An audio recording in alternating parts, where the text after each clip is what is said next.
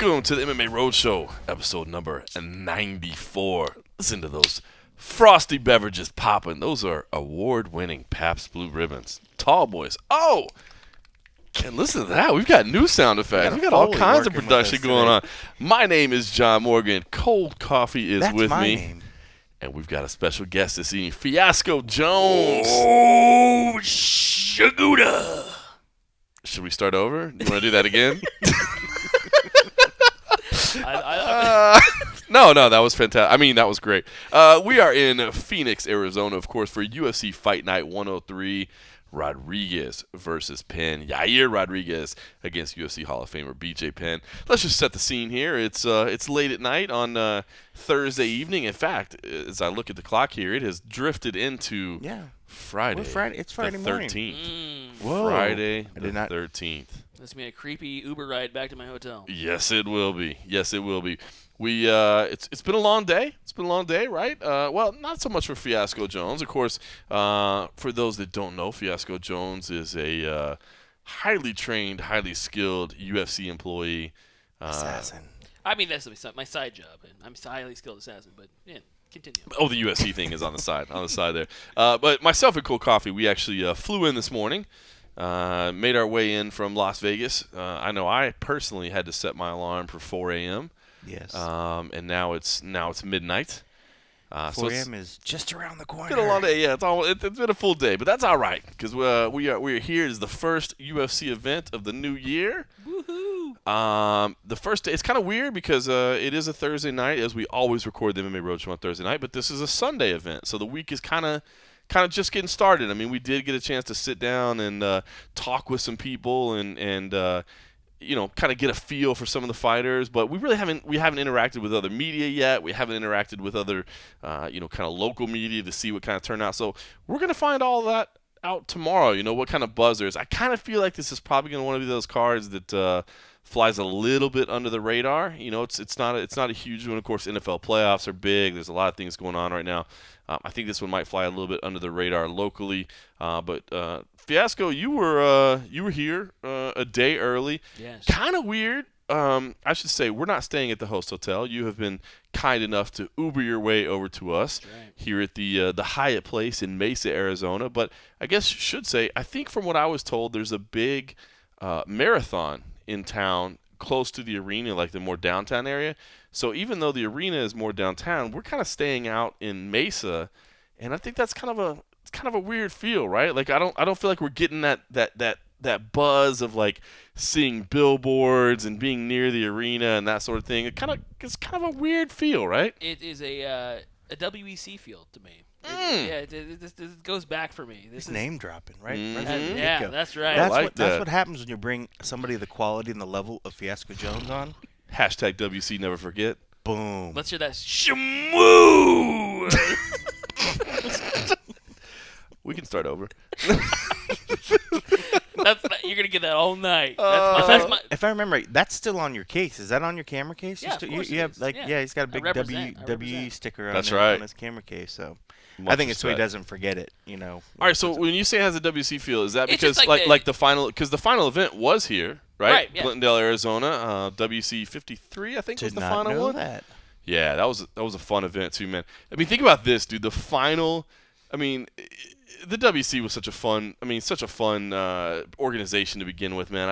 I hated to see it go away. I wish it would have stuck around as kind of like a developmental league or something like that. I would actually say that just being there, it was very collegial. You had it whereas the UFC is so monolithic and you get to see fighters every now and then. WEC, you saw the same fighters. Like I was seeing Donald Cerrone, I was seeing all these guys coming through, month to month. Yeah. And we have that FaceTime and stuff like that. And it was interesting because you actually got to know fighters, and I agree. You felt like there was because they had kind of a smaller roster. Yeah. And you kind of see those people over and over. It was a fun organization, and I'll weigh in on one thing on that. But the final WEC event, Cold Coffee, since you weren't around back then, man. Think about this. I mean, put this in perspective. I mean, if you haven't ever seen that final WC event, go watch it. Get Fight Pass and go watch it because the whole damn card was entertaining from start to finish. I mean, there were amazing finishes on the very first. It was one of the most violent shows I've ever seen. But in the final round of the final WC fight is when Anthony Pettis landed the Showtime kick against Ben Saunders. I mean, think about it. That was literally the final round of the final WC fight in history. Yeah. So amazing. Wow. But it's funny because you mentioned how frequently we saw the WC fighters. I don't know if people – I'm sure, if people are kind of keen to watching the Reebok payouts over and over, dude, the guys that really cleaned up on the Reebok payouts were former WC fighters because they had so many bouts underneath the Zuffa umbrella. Because you've got old Strikeforce fighters, but Strikeforce didn't have that many events, and yeah, they kind of recycled the same players, but not as often. But as you said, it seemed like you were seeing those same guys. You were seeing Cowboy, you were seeing Benavidez, you were seeing Demetrius, you were seeing this crew over and over and over, and those guys cleaned up because those were all Zuffa bouts, and so a lot of those WC fighters are in the that $15,000 to $20,000 range, which I know. I mean, we could sit here and talk about that, where people that's still chicken shit to what they used to make, or but still they've done pretty well for themselves. Actually, when you guys started talking about the development league, I actually would love to see a stat how tough previous tough fighters have done compared to previous WEC fighters. I actually think there's more successful WEC fighters out there still, but then again, I don't have like an encyclopedic mind like you do about this. But just kind of as I'm kind of going back, thinking like, well, how does tough stack up? Now, granted, tough were there 24 seasons? Yeah. So yeah, I don't know. I think the WC would do pretty good, to be honest with you. Yeah. I think if you stacked it all up. So, all right. Well, listen. I should say, as we sit here, we are enjoying some fine Belgian chocolates, courtesy of our man Jerome, who stopped by. Yes. He was in Las Vegas last week. French Jerome, as we like to call him. Good dude, man. He hung out with us at Boomers. Brought us some chocolates, which was pretty awesome to do. Brought us some. I was gonna say beverages he didn't just as well. Bring us chocolates, but Cold Coffee dropped the ball on that one. Yeah, I kind of messed up, and we were gonna bring this bottle. He brought us a bottle of, and I actually even took the name.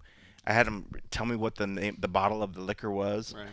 I would play it if I thought about it in time, but it's on my phone somewhere. But I will learn the word by the time that we actually have it. But that being said, I fucked up. I forgot it at the house. It's sitting on my counter. Had a bottle of liquor, imported liquor. Imported something. Very strong. The strongest beverage they make in Belgium, apparently. It's very clear. It looks like it would be like vodka, but perhaps a gin, perhaps maybe. Nah, nobody drinks that shit. No. So blasphemy! Except you're gonna get another shamuda. If you better watch out. We will say thank you to Jerome, and we'll break that one out next week. Next we'll carry that to LA. We're gonna be at Bellator, obviously.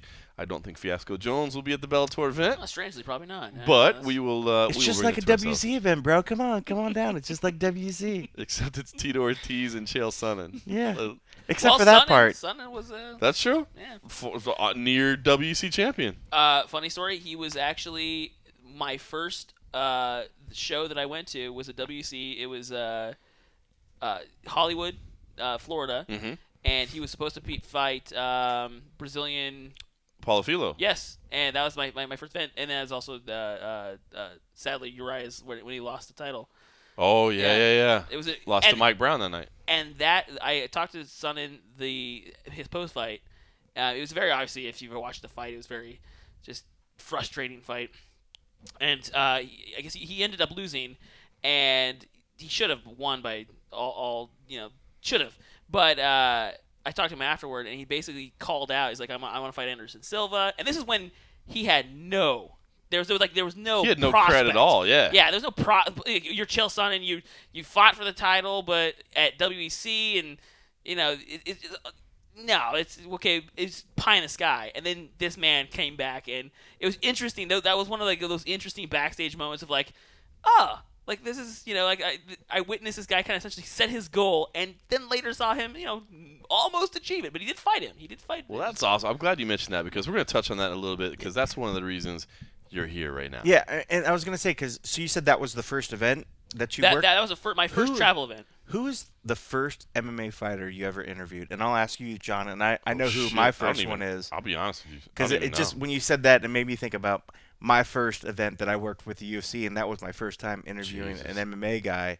But my first was Rampage. He was very gentle. He was very loving. You think you It's like the motherfucker smacked me actually the first time, but whatever. I guess that was his thing. Yeah, like I walked into a room and I was with like Lorenzo, who was the guy that was sort of training me.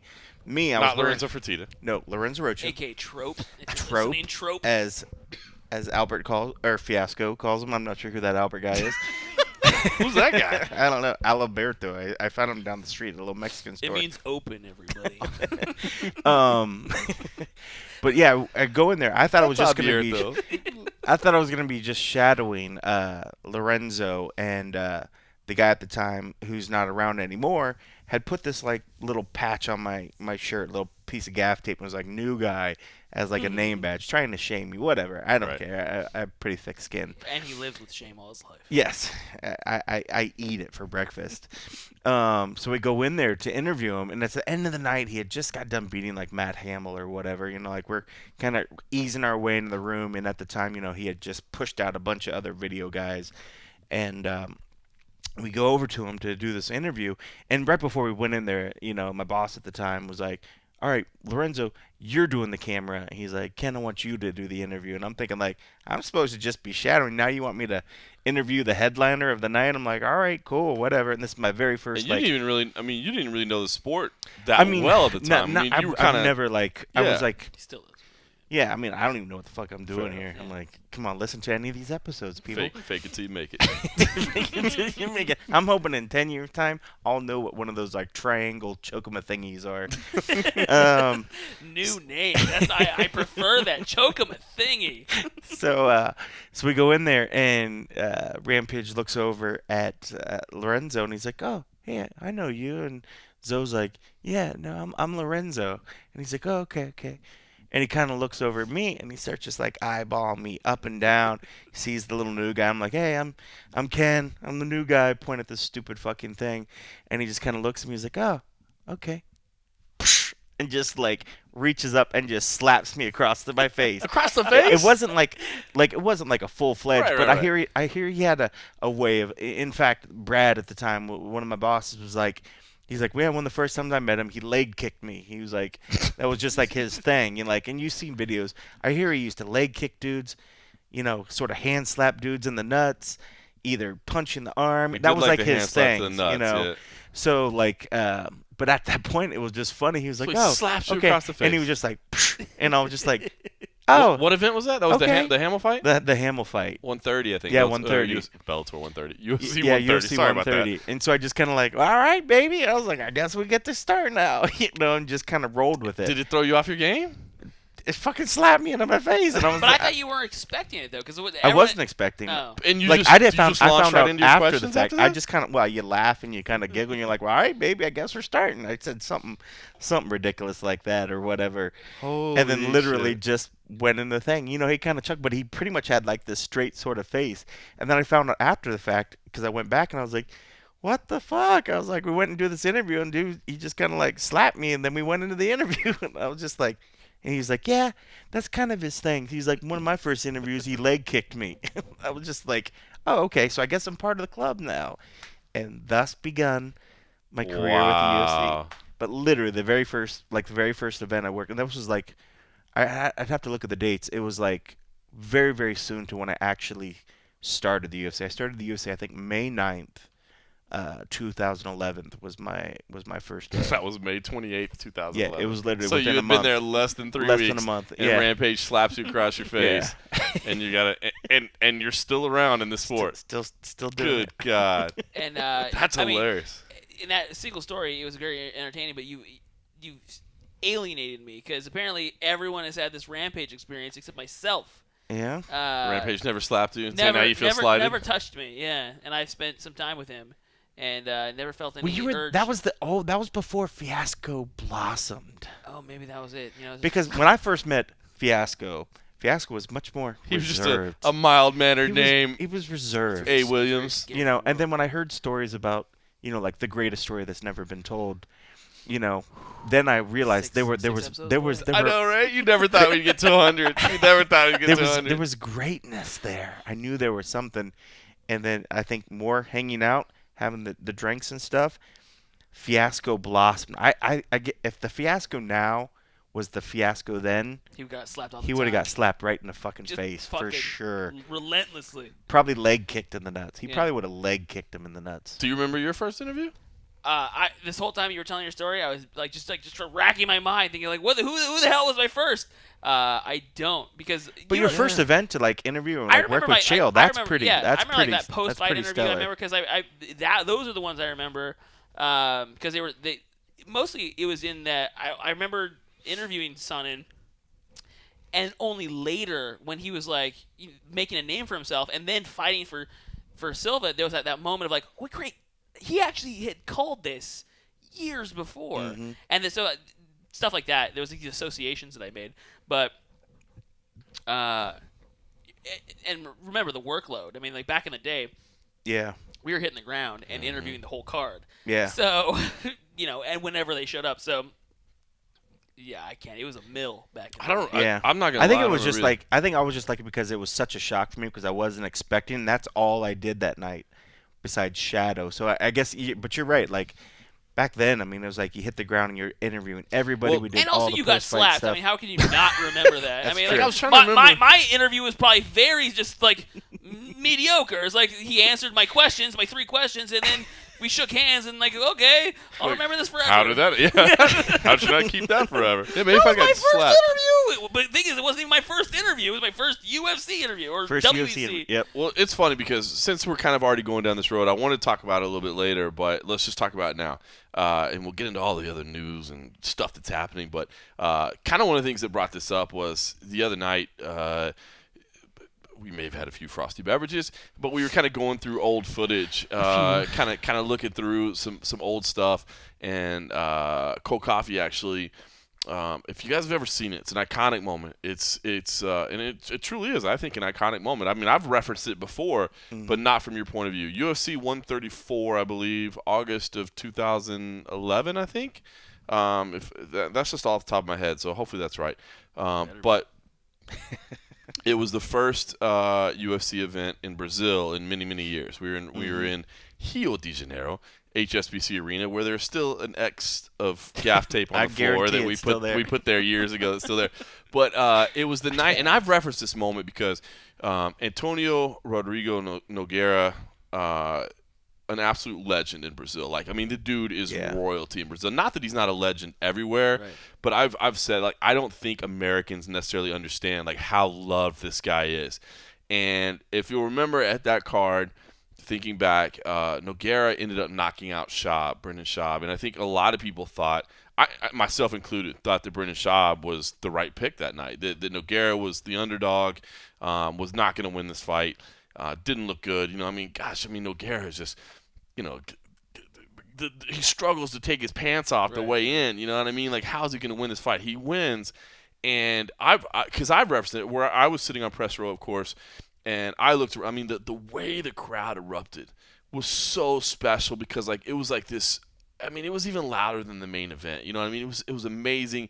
And I started looking around inside HSBC Arena, and people were crying. I mean, I'm literally seeing people crying. Mm-hmm. Press row is going crazy. Like, the was insane the shit. Brazilian media has grown a lot, and they've really kind of like matured over time. But like at that point, they didn't give an F, dude. Like, everybody was just like cheering and hands in the air. You're gonna hate me in a second. Because what event did you say it was? Was it 134, right? It's not. What was it? It's You 153. why did you derail him from the story? He's Because he's close. He's super, super close. Well, but what because fight it was is that Rio. then? It's 150. It was Dave Herman. Because he submits him, he gets the arm bar. God damn it! I thought that was the Nogueira versus Schaub footage. No. Now Now I you don't don't even like care it? about your footage anymore. Oh, fuck you. It's better than whatever footage you're talking about. honestly though, like, Well, now that I hear it, that I'm like, event had so many good stories. Like, I was backstage for that one, and this whole time, I guess I should have asked you what event you thought. It's because it's in the same exact place. I guarantee the same tape I put at the first event was there at that second event. It was actually at the same event. But it was Dave Herman. Did you watch the video I even sent a link of? Because you see the arm bar. Now you feel bad, don't you? That's what I said. I said he's going to hate me because I called it out. We can start over. Give us one of your... Shanu.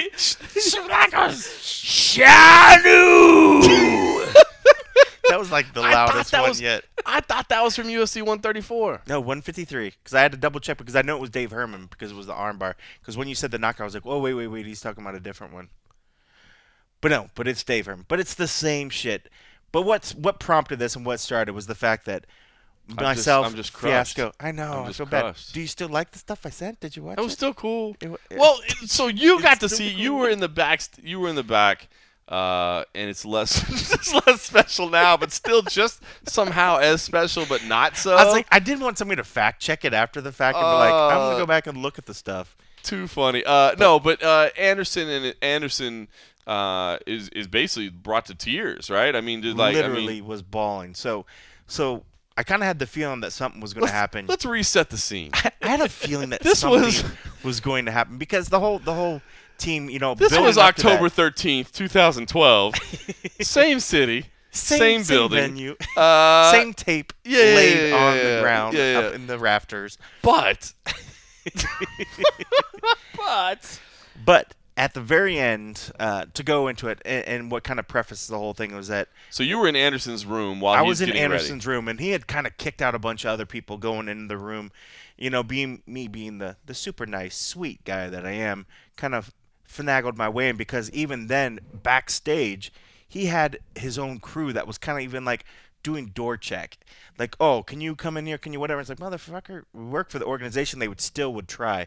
But if it was like a regular TV, they probably would have tried to push because even those guys Right. weren't really in the room. But I kind of went in. I think they saw me earlier in the week and just kind of let me kind of go in there, become that fly on the wall. Cole Cotty's a kind face. It is, right? Yeah, he just. And so I just had a feeling. I just wanted to be there before the fight. Mainly was, I wanted to see him warming up. But the whole fact that the whole team had stopped working out, it stopped everything, and was just gathered around a TV. You just kind of got the feeling like, well, I might as well shoot it. You always got to be ready to shoot, but you always keep an eye of, situational awareness of something might. And there was a buzz in the air and off the side. And this was after Eric Silva lost badly to someone. And in the actual video, you'll see his eyes all battered. But the team nobody was like mourning that loss or whatever. Everybody was so focused on watching Big Nog fight. And Big Nog pulled out the big submission. And after the submission, Eric Silva did. Oh no, he lost to Fitch. He lost to John Fitch. Yeah. That's right. Yeah, John. I was like, Look, he you didn't. try He to didn't one fight up, that fact night. check each He was other. like, he didn't fight that night. No, he lost to John yes, Fitch. he did. I know. If you'd watch the footage of which, Kenny's but- going for the crown, but either way. but regardless, you go back and like after it happened, it was just like this eruption. At first, as I'm shooting, I'm thinking like, is this real? Is this a real moment? Because a lot of times, people because there was Manufacture or cameras. manufacture because there's cameras there, but because when it just but the thing is too, there was nobody else really in there. There was no TV. The TV camera wasn't in it. They ran in after the fact because there was this huge just storm of noise that was coming out of the room. So many people just hugging and picking each other up, and they were just so happy. And I remember thinking, like, I wonder if this is real. They're just kind of whatever. But then as it kept going on and you started seeing their faces, and it wasn't just Anderson, but you could see how visibly moved that they were. Then I started getting caught up with the motion, and of course the main guy in the room was Anderson. So I'm like, I gotta train my camera on him. I gotta keep it on him.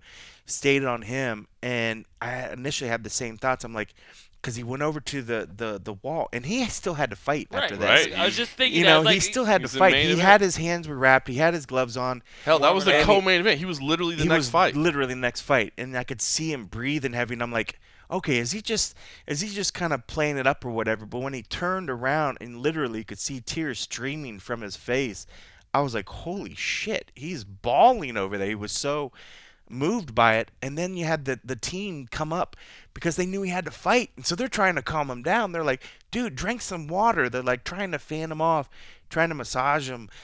And I was just like, I can't believe what I'm seeing right here, and just being able to kind of just shoot that and be in that situation. I just remember thinking that, and I feel like I've had a lot of other moments like that where just crazy stuff, but diving through the old footage and just kind of seeing some of these things, you forget a lot of these great moments, especially, and I'm sure Fiasco could probably attest to the fact that when you're that close and you see so much stuff, it's hard to kind of remember it all because Sure. everything. You remember the big stuff, like, But it's just cool, like man. that, though. I mean, Like, that's neat stuff. Like that's stuff that we don't get to see. Like, I mean, it's everybody knows, man. I'm lucky. I get the best seat in the house, right? Like I get the best seat, like literally the best seat in the house, man. I'm right there, cage side center. But moments like that, Yeah. I don't get to see moments like that. You know what I mean? I only get to see it, when. And it's kind of crazy when the UFC decides to release it because some stuff they don't. You know Even what I mean? that Some one stuff they that didn't there's- really like. We finally. I remember going back thinking like I just saw something that was unreal. Can we please put this on YouTube? Because at that point the UFC really hadn't even embraced. This was before what Shanda went in there and did some creative, Right. wonderful stuff and blew up all that stuff. They didn't really put stuff. So when we were trying to put on YouTube, they're like, "Well, we're not quite sure." And they finally, remember, I fought, and it got on the website. Finally, somebody ripped it off the website, put it on YouTube, and it got like over 1 million views within like That's amazing. days. And I was like, Well, told you so. It's funny because it's not the event that I thought it was, but that was also a special one because But if you just not remember, as special. if you remember, Dave Herman had been talking trash about like Oh, yeah. the jiu-jitsus, and That was it. That was it. And he was able to submit him. So and it's still, and again, anytime Big Nog wins in Brazil, especially, man, it is cool. It's not the event I thought it was, but still I know. pretty Now damn I want to go back and look at the footage and compare it. Maybe we'll dig it up and we'll do side by side side by side. and see. I wonder if we could get a hold of that footage somehow. Huh? No, I don't I'll have think to so. find a way. It's got to live. It's got to be on It's the got to internet be somewhere. somewhere. It's I bet gotta if we be on know the internet. somebody Maybe the that has YouTubes, some. so check your YouTubes. All right, Fiasco. So I wanted to kind of putting you on the spot here too, but this did kind of bring it up. Him and I were talking about this because I was like, man, that's so cool that you were there for this iconic moment. That it's not the iconic moment that I thought it was, but that you But were there. still, But it's another like, dude, iconic remember Cold that? Coffee has seen so many iconic moments. I mean, It's hard to keep. Remember track. that time when you were there on the hill in Dallas and saw JFK get shot? Be like, Dude, no. I actually have some I was footage. at the JFK Museum years later, but no. But so it kind of made me think. I was like, well, you know what? We're gonna be together with Fiasco in Phoenix. Let's just bring his ass on here and let's see. I bet he's got a story. I know what you said. It's tough because they kind of run together sometimes, and I get it. Like I don't remember my first. I hate to say that, but I don't remember who my first interview was. But I mean, are there any special moments like that stand out to you? Where because you get. I mean, I think if people see on a UFC broadcast, many times if you're covering the event, I mean, you're gonna see like. Because I see you from my press row seat, like you run out from your backstage spot, you stand right in front of press row, and then you put your camera right on that guy, and you're the one walking backwards, as the winner or loser, whoever you've been assigned to cover or whatever. I mean, you're seeing them walk back to the back, and I'll tell you what, man. I miss that. Remember when they used to do the I guess it was the Dana blogs, right? Mm-hmm. And yeah. when they first started putting out the stuff of like the guys in medicals Yeah. and stuff like that, and I guess I'm assuming that was a Thrilling corporate. Agony is honestly taking over a lot. I feel like a lot of that. Now there are restrictions. We don't do medicals. Can't but do medicals, Well, right? that's the I'm assuming thing. that was We a used corporate. to try to do the medicals, and they'd say no, and then be like, "Oh, but that's Elliot. That's Dana's camera." And they're like, "Oh, but he can show it because it Dude, goes but on that Dana's footage, that blog." footage Compelling. is so Yeah. powerful, dude. Yeah. Like when you see the guys, like looking through the curtain, like giving fist bumps to each other or something, Yeah. like after a war, just being like, It's the humanity, man. oh Yeah. my If you- It's god. that unadulterated humanity where you see like people just brought down to their Oh, basic yeah. basic components, and then I'm- it's like yeah. And you get to see that a lot, man. I mean, you get to see that on a daily basis, or a weekly basis at least. Maybe not daily, but I mean, you still get to see that even though if you don't necessarily get to shoot it. So I don't know, man. Is there anything that like sticks out to you? Because it's funny. People, man. I was doing this interview the other day. I was doing an interview with a UK outlet actually. Radio show, and it was kind of funny because the guy was straight up, the radio host. He was very respectful, asked really good questions, but then kind of at the end of the interview, he's like, "I'm not gonna lie." He's like, "I'm not a huge fan of the sport." He's like, "To me, it seems a little bit, maybe a little bit too violent or whatever." But what is it like? What is it that you love about this? Like, why is it that people should watch this? And I said that, like kind of what I alluded to is the thing that I love about the sport, man, dude. Is just like, to be honest with you, it's kind of funny to me, like. Yes, I love everything that happens in the cage. I mean, I do. I love the sport. I love watching the technique and the skills and all that stuff. But to me, I think even more than what happens in between the opening bell and the closing bell, it's like I love everything that happens in the lead up to it, and I love everything that happens like afterwards. Like, dude, this is humanity at its core. Like I always say, it's the highest of highs, it's the lowest of lows. And I mean, the emotion that we see from these people, the sacrifice that we see from these people, what these people do. It's not a baseball player who's making $25 million a year, who's playing 162 games a year, who loses and then just walks off and goes to the clubhouse and takes a quick shower and jumps in his Rolls Royce and heads home or whatever. You know what I mean? Like, you're seeing either people that are so fucking elated, man, that they're just like, oh my God, or you're seeing people that are so broken that they're like, I came here and gave everything and came up short, and I love that emotion. I mean, it's just so raw to me and so real to me. So I don't know. I guess I'm putting you on the spot. Yeah. But I mean, are there any moments, whether the world has seen them or not, that kind of stuck with you or registered with you? The thing is that it's there's too many. It blurs. Yeah, because I can't think of. I want to put him on the spot. Okay. Because I know at the same time. And I just put him on the spot. When I'm gonna point him. I'm gonna point him in a specific spot. Okay. I know you were in the back, and because we reference it. We reference it. Just imagine Ronda's last loss when she lost the belt. She was crumpled in the back. Yeah. Nobody's able to go back and see, but you're able to go back and see. No, we weren't. But you were still able to. But you were peeking in through the curtain and stuff like that. Yeah, you gotta peek. Yeah, I gotta peek. Seeing things of that. Well, even honestly, you guys even got blacked out from running. Well, yeah. But actually, a good one was Weidman versus Silva when he injured his leg. We saw him. Everyone saw him obviously get injured, put on a gurney, and taken to the back. We actually, saw him as he kind of that moment of him just going to the ambulance and stuff like that. Even that was harrowing because he's, I think he was tough, as he left. But when no one's, and he's obviously very, very tough. I'm not saying he's not tough, right? But he let his emotions. Dude, really his kind bone of is sticking through his skin. When he's not, he was a consummate professional. But once he's actually past that curtain, it's like, son of a Jesus! I heard he was screaming out in pain, basically. Yeah, and so he held it in like a champ. And then you see those moments. You see those kind of unadulterated, just real human moments. Mm-hmm. And some are good, some are bad. And in that case, it was bad because you're seeing one of the greatest ever in this really poor state. For our job was to cover it. And camera guys get a lot of grief. I used to do news.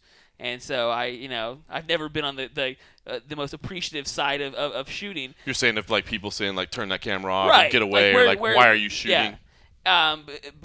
But you do have a kind of a duty to record things, and in this case, it was one of those situations where he's in a bad state, but we're still recording it and just witnessing it. We've never done anything with that because what are you going to do with it? But at the same time, it was that. Just powerful though. Yeah, man. it's powerful. Because it is very, very powerful. And so I've seen things like that. I've seen the wins and the losses, families. I've these days I'm kind of staged with families, and I see their emotions as their loved one either wins or loses, and those can be very, very powerful moments. Those can be very powerful moments where, especially if it's a close match. And I'm hearing them, they're scoring it, and they're saying, our person won, our fighter won, and they're so convinced, and then Buffer gives the call, and just the whole house just crumbles, and it's tough to see them, that reality set in.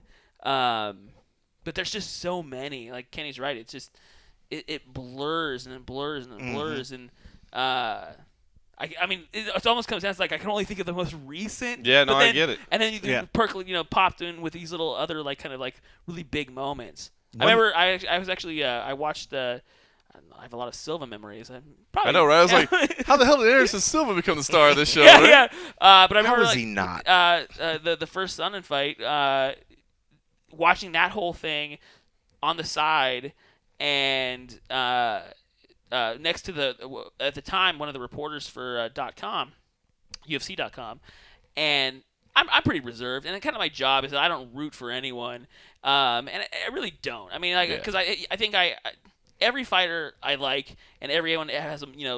I'm trying not to take sides, but when you see a great fight like that Sonnen Silva fight, Oh, amazing. And how it turned around in the last 30 seconds. It's an all-time classic. I had this moment of just like I just smacked him. I didn't want to. It's just like they just. I think everyone in the entire audience was smacking whoever their neighbor was, and absolutely. Yeah, and I saw it just like everyone else. That's not really kind of a backstage perspective. That was just one of those holy Christ perspectives, and then just kind of like be able to walk back and see the celebrations afterward, and that kind of like I told you so. Anderson Silva like yeah, of course. Sure I was getting beat, but I won. Yeah, I won. One that sticks out because you're right. They blurred, but I remember, and I think it's because I thought it was one of the best fights I ever saw. But when Shogun fought Henderson, yeah. When they literally just gave it all, and we're back in the back, and our job, because we have to do the presser, we have to do whatever. But it's like we're trying to get that interview before you go back, and literally seeing them being in the side-by-side medical rooms, but at the point where like they just couldn't even act. It got to a point where they couldn't even really deal in the room, so they're taking them back to like their rooms to like sit back. I remember they're checking them out and we're trying to get interviews, but watching these guys literally be so spent, but to the point where they couldn't really even speak, and I remember just being so amazed and in awe of what I had just seen, and then to see him and be so close and want to like talk with him about, but then also I was just like, I just can't believe what I just saw. Two people willing to do and give of themselves, and that I was so moved by it, and I was like, how am I even going to try to interview this guy? Because right now I'm like sort of just shitting myself. Like your words mean nothing. I was right? like, and then I remember going into the back room because they end up taking Dan to his room, and he's laid down on his floor, and he's not sitting up, and he was just trying to breathe, and he's like, guys, just like, can you give me a second? Can you give me a second? And and we're like, we're trying to wait, and you're trying to wait, but there was other things we had to do, and I remember thinking like, I don't want to bug him. I'm not gonna fucking bug him. The guy just literally put on the fight of a lifetime. But I remember trying to think like, oh, we had to do a job. You have to go whatever. But I was like, then part of you was like, I gotta respect what this guy did. I feel like a douchebag trying to say we need to get this interview. But being able to see all that, it still sticks in my mind. The walk back, sitting in the medicals, and Dan still laying on the floor. I could see him right there, like his head was on it wasn't even like a duffel bag or a bag or something, and then sort of right against the wall, his head was up, and his team was just kind of right there, sort of talking him, massaging him, and it was just like, it was almost like he was willing himself just to keep breathing at that point, because he literally left it all out. And I remember thinking after I left it, I was like, that was the greatest fight I've ever seen, because it was the most intense thing, and then to see the immediate aftermath, because it's one thing when you're still riding the adrenaline high and you're able to get over that. They walk on their own back to the backstage, and then there's that moment, like once the eyes are off him, kind of like, again, like it just. They had to get carried. Like Yeah. both of them had corners on either side of them, and some behind them, literally carrying them. They gave that much, and it was just. I got goosebumps right now thinking about it. It was absolutely bizarre, but that's one. And you're right. I think it's the big ones. The big ones you remember. The big ones you stick out. Right, and that was one of the craziest things I've ever seen. You guys could do your own podcast without me a part of it, dude. Like you guys, I mean, like moments like that, like what you described. I'll tell you what's funny. Not funny, but a memory that I have of that exact same fight is the photographers from Cage Side, and we're talking about veteran photographers. We're talking about your Esther Lynn's, your Dave Mandel's, I mean, people that have shot a lot. Yeah, people that have shot a lot of fights. You know what I mean? It's not like it's their first time, but I remember during that fight, them coming like between rounds and then at the end of the fight as well, and saying that like they had to step away because the mineral smell of blood was so strong, because there was so much blood from that fight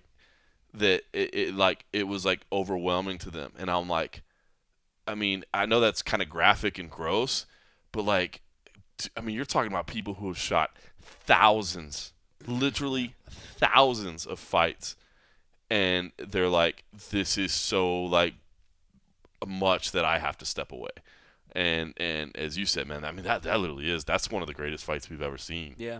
That's Hands nuts. down. And then to see them, oh man, to see It was that moment, unreal. to see that raw moment. I wish the UFC would show that stuff. And man. well, a lot of that we weren't even rolling, honestly, because you get that point where you want to roll because there's part of you, but at that time, it's not like we're watching a fight happen on the street and it's like, oh, I feel it's my job. I have to document this. Somebody's got to document it because one, as a UFC person, as a staffer, and you want to be like a friend of the guy. It's like there's a part where you're like, the guy's struggling to breathe.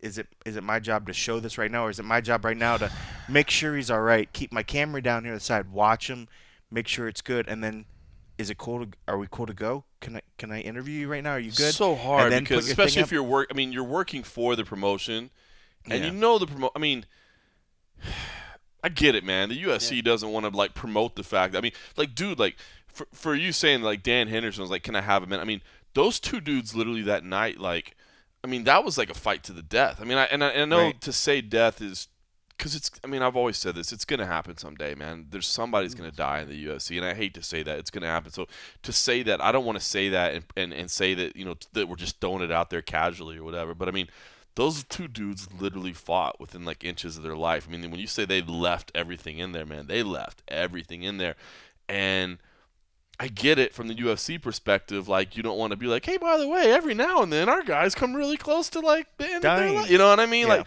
you don't want to, but like, god damn, that powerful, like raw, like these two dudes are warriors, man. You know what I mean? That's why, like, yeah, man, Shogun hasn't had the best record in the last couple of years. Dan Henderson didn't finish his career with the greatest record at the end. But you can't ever question, like, those two dudes are like, and I don't know, man. I know that the UFC can't necessarily champion that, but at the same time, like, I wish they wouldn't totally shy away from it because that's. I mean, honestly, actually, kind of, you reminded me of more of a touching moment too. Like, it wasn't really, it wasn't blood and guts. It was Shogun versus Liddell. Shogun knocked out Liddell. It was the end of his career, right? And people had questioned, is like, well, is this the last one, or is this not the one for Liddell? And I don't think Liddell wanted to quit. And so there was an intervention moment. It happened backstage. We're doing all the kind of normal backstage stuff with Liddell, and he's obviously, he lost, and he's not very happy. And he's sitting backstage, and all of a sudden we hear this kind of like noise in the back. It's like someone's walking in, and it's King D-Dubs himself. And he looks around, and he's like, are you all my cameras? I'm like, yeah, we're all your cameras. He's like, can you give me a moment? I'm like, yes. You all work for me? Walk away. Right. And so he said that, but he didn't really hesitate to have this moment of like, this is his best friend, and he kind of grabs him by the head, and Liddell's looking like kind of like slumped in his chair, looking down, really forlorn, and Dana just kind of grabs him, and just like gives him a kiss on the head, the top of the head, and it was that touching moment of like you did your best, man. This is done, and that was his moment where he basically said like, I'm not gonna let you destroy yourself. I'm telling you as a friend. And so it was just a moment. It was just a single moment. That's powerful. And you knew what that was. That was just like the really powerful moment. Like, it's a loss, but also it's like, okay, you're gonna start a new career. You're gonna start a new path now. And that was one of the things that stuck with me. And that happened. That was a while ago. Yeah. And it was a. It doesn't really hit on the rage part of it, like the sport or the violence of the sport. It's kind of, again, back to the humanity of the sport. Is that like, you're fighters, but in the end, like, you fight for us, you fight for other people, and then when it's time to, people will step in and say, guess what, you're not here. We're not gonna kill you. We're not gonna like let you, destroy yourself. You're ours. You're our people. So. That's strong, man. That was definitely, man. Chuck was one of his guys, man. No doubt about it, man. I mean, Dana has always admitted that Chuck was a huge part of like the company building up, and of course gave him the sweetheart gig for as long as he could until the fine folks at WMEIMG were like, bro, come on, man. You know we can't keep doing this, right? That's powerful. That's awesome stuff, man. That's cool, dude. We could sit here and do this all night. That's what I was just thinking. Like, man, we'd do this all night long. I was like, we should probably wrap because it's I don't know, man. I find myself keep wanting to talk about more, and I'm like, no, just stop. No, we'll save it for you the know what? future. Here's what we'll say. long-time listeners to the MMA Roadshow, if you dig this stuff, and I think they will, to be honest with you, I think they will. If you did, hit us up at Fiasco Jones. You can let him know personally. You can certainly let me know at MMAjunkie John. You can hit up Cold Coffee at the Cold Coffee, that is T-E's, or Ken S. Hathaway, his personal assistant. Yeah. That's probably another way you could do that. Just type out Shamood! Or you can hit us at the MMA Roadshow. Whatever. Just hit us on Twitter somehow if you like that, because I don't know. I thought I was having a good time going down memory lane the other night watching that Anderson Silva footage, even though I thought it was of a completely different event. I had a great time going down memory lane. So if you guys enjoyed that conversation and you want to hear more of stuff like that, let us know, because as you said, I mean, we literally could just sit here. Could go on and on. And go on, man. I have stories about that, the backstage of that event itself, so, you know. It just makes me want to keep going. Like, talking about backstage, like, there was a backstage, and I'll finish on this. No, go ahead. Before, like, even Embedded come, I remember me and Albert. It's our podcast. We do whatever the hell we want. If you don't like it, turn it off. I remember it was us shooting. I'm going to pull my Dana White. You don't like it? Don't watch. Like, shooting all the stuff, and I remember them, like, sort of push back, and I remember us, like, saying, no, this is the stuff. This is the stuff people want to see. And they weren't really doing it. And, you know, it's just like, so we came up with, like, Backstage Pass. Yeah, that's what it was. You know, and then next thing you know, these motherfuckers come out with Embedded like it's an idea. It's like, motherfucker, we've been doing this shit. We told you. So I'm sorry. This story was not about UFC fighters. This was about you. Yes, this is about how you admitted it. Well, sorry. I thought we were going. Guys, that's not the type of story that we're going to tell moving forward. No, but whatever. How slighted Cold Coffee has been. Do you know that I built this sport by myself? Let me tell you some stories about how shit's run. Yeah, but whatever. I don't know. Now you made me forget what I was gonna fucking say. But at least I got that point out. That you created Embedded. Yeah. No, Embedded was their poor bastard version of Be Like Us. That's what it was. No, it's definitely not the poor version. Well, yeah. Well, we had no budget. You're right. We were the poor version. We were the poor version. It's expensive. But remember, it's super, super expensive. But it is awesome. It's well, very this is the thing, and I think that the fans respect. And one of the things I always was trying to point was that I think for what Fiasco Jones and a lot of guys on the inside, their jobs. What I thought the NFL did a great job with NFL films is they documented all that shit. Oh yeah. So even in these moments where maybe they're not broadcasting it, just the documenting of history, because that one moment, whether these guys rematch and they fight again, yes, you could say the fight happened again, but that fight that night, it's your fight, it's your night, whatever. That bird just hopped in my head. That only happens once. So to be able to document it and have that so that you want to be able to go back and look at it, and that's something I always wanted to try to do, and I thought that was why it was great when we started doing some of the behind the scenes, and then now that's the best stuff, is that stuff that you don't normally see, So I was lucky enough to get to see a lot of the stuff that I did while I was there, and now it kind of sucks, being in the press room. Now I get the post-fight press. I get the post-fight press conference. Well, it's funny. I mean, I don't know if there'd be a way to really replicate this on film, but I think one feeling that I think MMA fans would love, and it's been put into a couple like embeddeds or kind of backstage stuff, but man, dude, there's something so amazing, and when Burt was still around, and obviously the show goes on and all that, but when Burt was still around, and you would be backstage, because obviously I didn't get the access that you guys did, but every now and then the arena would be set up in a way that maybe I went to the bathroom the wrong way, or the security guard points you the wrong way, or whatever, but you end up by a locker room, and you're in the bowels of the arena, and the sound, you know what I mean? Like you can hear. He's in the bowels. You can hear like all right. Okay. He's in the dookies. We can start over. Mark. You're in the underneath area of the arena. You're in the taint of the arena.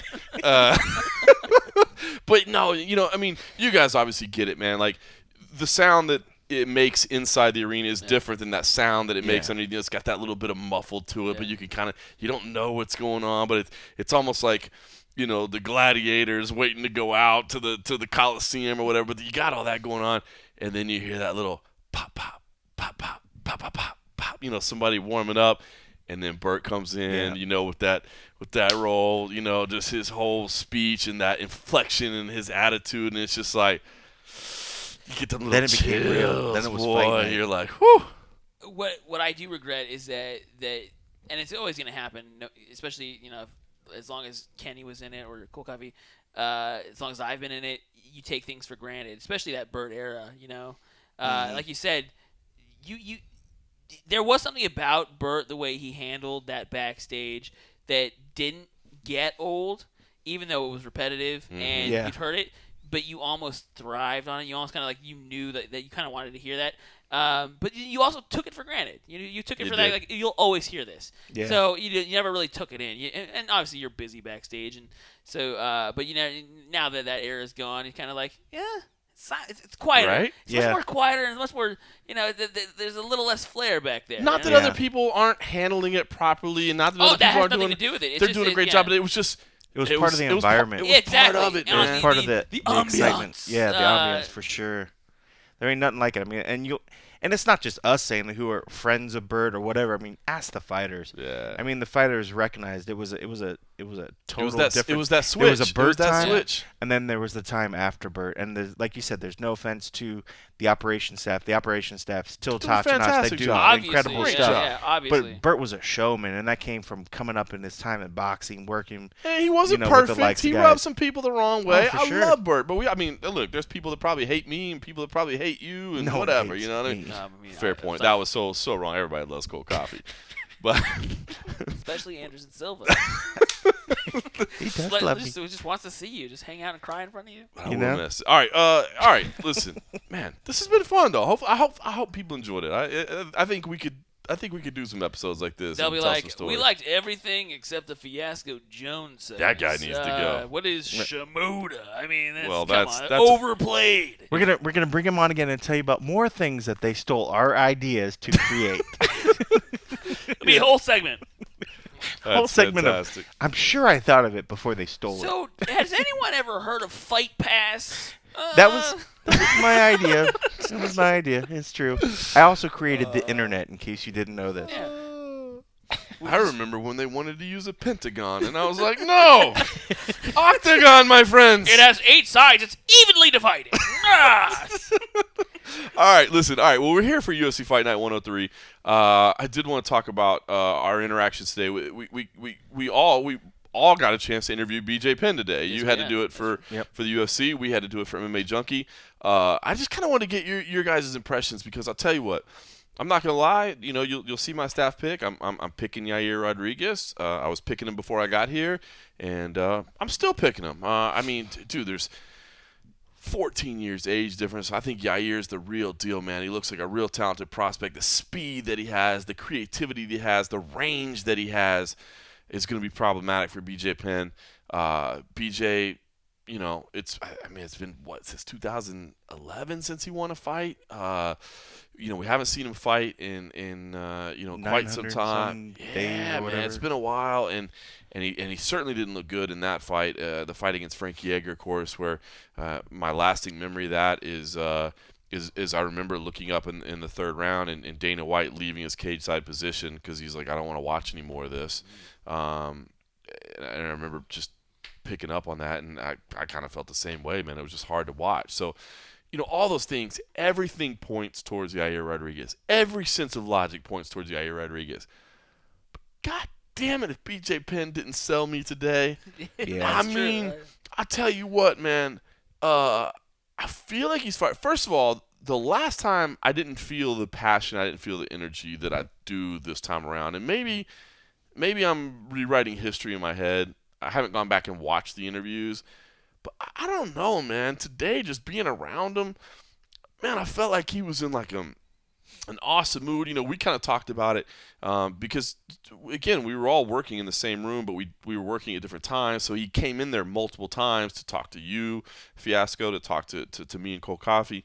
And, man, just the way he was carrying himself and the confidence that he had, but also, like, I feel like he was really enjoying the moment, man. Like, he was soaking it in and, like just present. Like, very, very present and focused. And there's things I can point. I'm happy that he's back with Jason Perillo. Obviously, we're big fans of Jason Perillo at MMAjunkie. He's such a good dude, such a just a fun guy to talk to, but also a very good coach as well. I mean, I think a very underrated coach.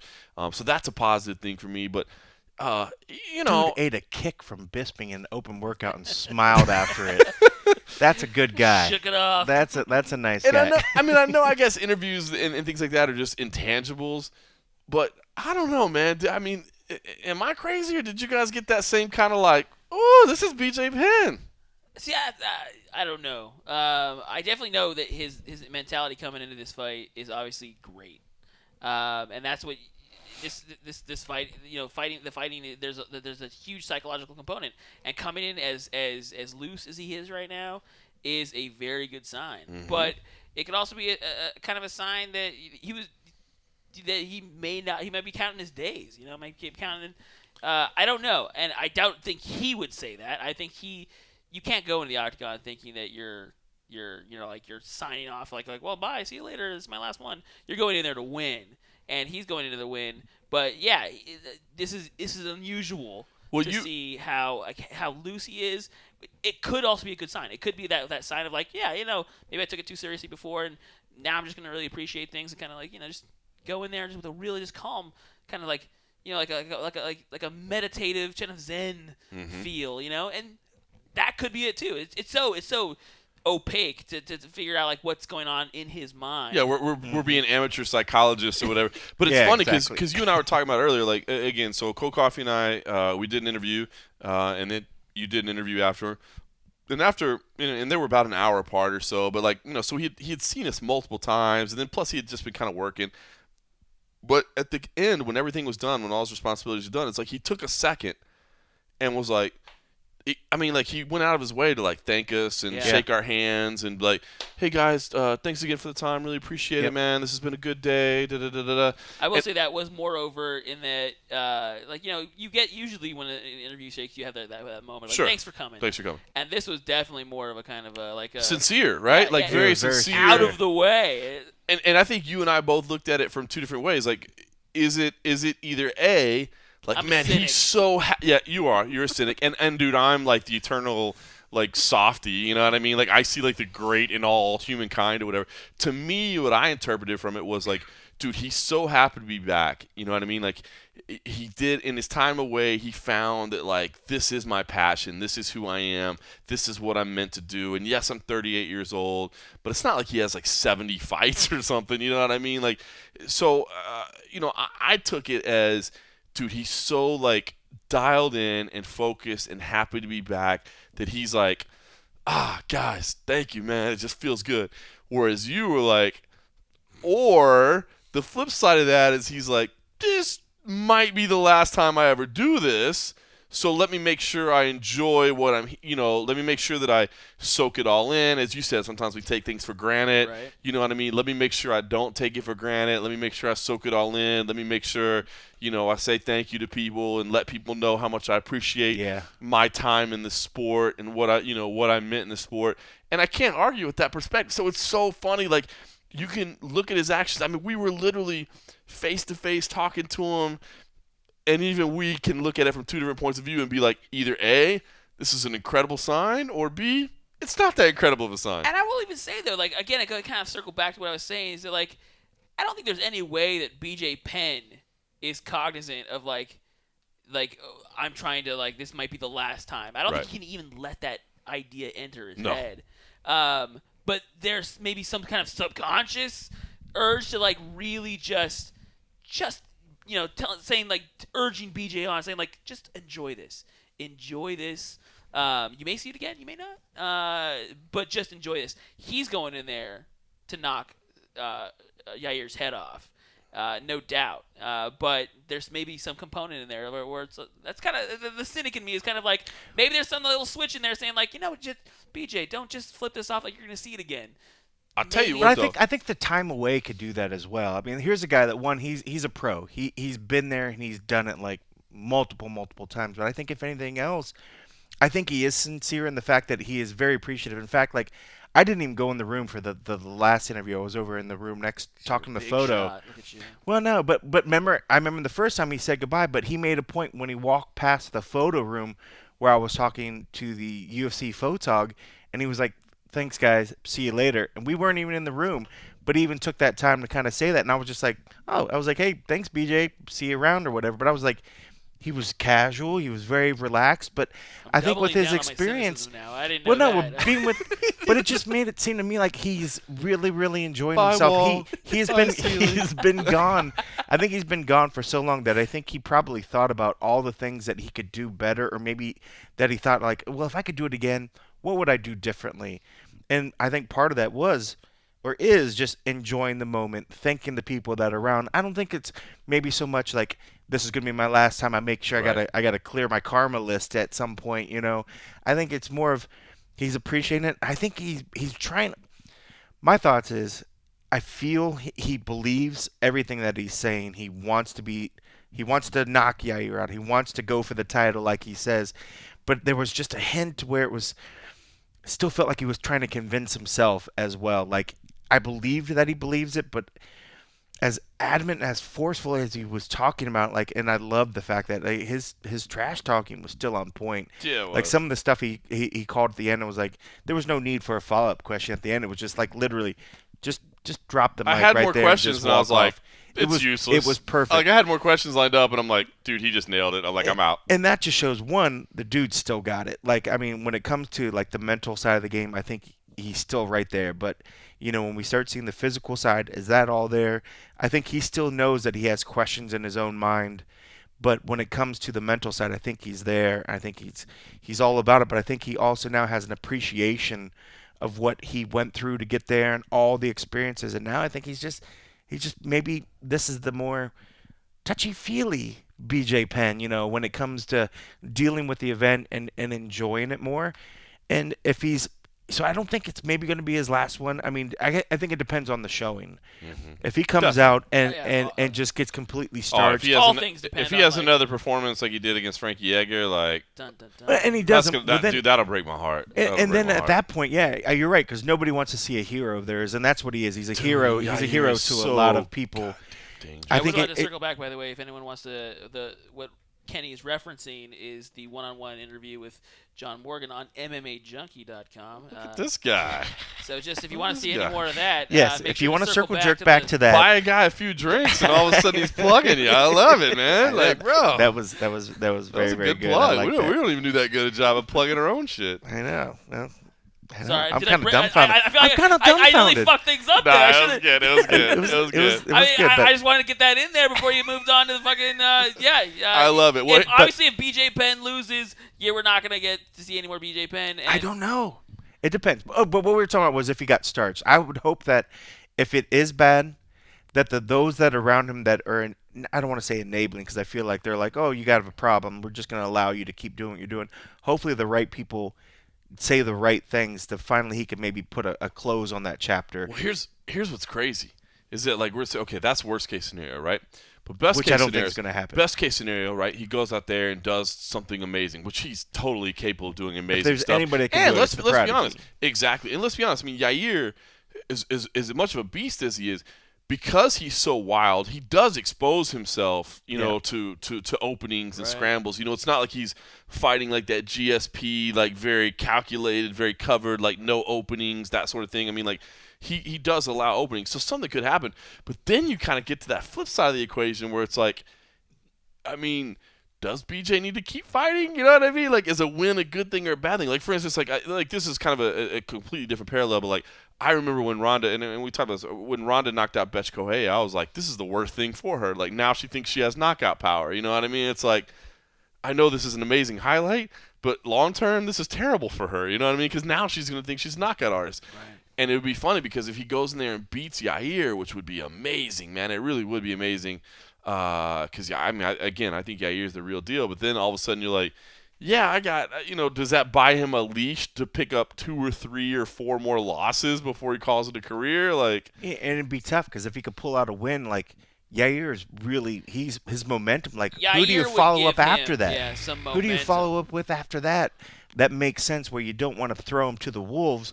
But it's like, if you're taking down a rising star, right? They can't just throw him back to the bottom of the barrel and say, all right, that was a good job, BJ. Here. No, then you got to get a ranked fighter. Yeah, and that's when it's tough. But, I mean, I love the fact that he's buying all in on it. He wants to go for the title. And I say go for it. Do your thing. And then depending on what happens after this, just like with Ronda, coming back from a long break, I think there were things that surprised her once the hits started coming. And I'm sure BJ's he's done the right things and practiced and sparring. But I think we'll see immediately when that fight starts, after the first couple shots, nobody's ever going to question BJ's toughness. I mean, that's hands down. But I think as we see the fight go on, we'll see whether that desire to kind of keep doing it is there, because I think you'll see that in his eyes. Whether that gleam, whether that little sparkle goes away, then I think we'll realize whether or not, whether because it wasn't there in the Frankie fight. Like, dude, like after he got in some trouble early on, and then you're just like, dude, he was just on cruise control. And you're like, oh my god. And that's the problem. I mean, that's why Dana left. That's why Dana left cage fight, because you could basically see you're like, he's just waiting for this fight to be over. He's so damn tough. It's like, he's gonna be there. It takes quite a guy to put him away. And I mean, granted, Yair's got the skills. I mean, he's a tough stud, but I wonder sometimes too, and I think he's very respectful, but he realizes and even calls BJ a legend. So you wonder if sometimes if that can. Terrible. Racist. I know. Well, no, that's a bad impression. The tape machine. That's right. Yeah, the tape machine wasn't that good. But you just wonder if all that can't play into his mindset as well. It's one thing when Yair goes in there against a guy that is on a normal level, because I think he already sees himself through it. Overconfident. Is he gonna? I think that, well, maybe overcomes, but also he might build BJ up in his mind a little bit too, because he realizes that BJ is very dangerous. Right. He is a legend, so maybe Yair's not going to come in there right at his optimum either, because he's got his own mind thing going on. I think that's less likely. I think there's more likely that Yair comes in thinking I can knock the head off of a legend, and that's going to make me look great. I don't think he's going to come there with any reticence and saying like, well, I definitely don't think he's nervous, but I think he might be a little more hesitant to do what he maybe would do with like a regular level guy, because he realizes what BJ was capable, right, and maybe still has that glimmer of something. I think that what's gonna all those things about BJ, the old BJ are great, but I think that there's the possibility or the danger that Yair sees him as, the guy who's been off for right years, and then just says like, oh, I'm just gonna wipe up on him. Now that's when you get caught. Exactly, and that's where you get the BJ Penn, fighting. Down. That I think is the opening that you have of Yair just thinking like, I'm gonna do some flashy stuff, and oh wait, who's on my back? And he seems focused enough that's probably I haven't heard anything. It's but so you're simplistic. You're right. Scenario. I haven't heard anything that makes me think like he thinks he's gonna go out there. I mean, he's confident in the win. But only he's the one at the end of the day that knows what he's really believing. True. All very, right. very true. Well, more importantly, what I must say is that the frosty beverages are completely empty at this point, because this has been officially the longest segment ever in Roadshow history. So what we're going to do is we're going to freshen up these frosty beverages, and while we do that, let's just go ahead and lay that BJ Penn audio out there. Like, let's let you hear the conversation that we had, and I don't know, you tell me afterwards. Did he sell you the way he sold me, or at least excite you a little bit? Because I will say this. I'm sticking with my pick of Yair Rodriguez. No disrespect to BJ Penn. I'm sticking with my pick of Yair Rodriguez, but I'll say this. I'm more excited about what's going to happen on Sunday night. I'm more intrigued about what could potentially happen after this conversation. So, I don't know. Let me know. Are you as well?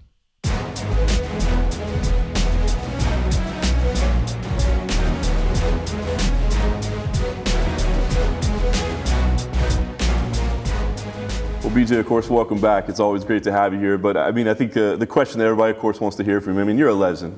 Nothing to prove in the sport at all. So, what was the motivation for you to come back? I love it. I love the fighting.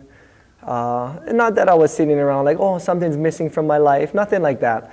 But I love it. I love the confrontation, love the struggle, and just great to be involved. Great to be involved with everything. And as you sit down, you have all these theories and you have all these ideas of what could happen, and I want to see. I'm the kind of person I like to see what it's all about. That's funny. You had some kind of missteps along the way, I guess. You had the USADA issue, and then of course some injury. I mean, were there any steps along the way where you thought, man, there's a sign here. Maybe I'm not supposed to be coming back because these things keep popping up. You know what? I've been asked this question a couple times, and not at all.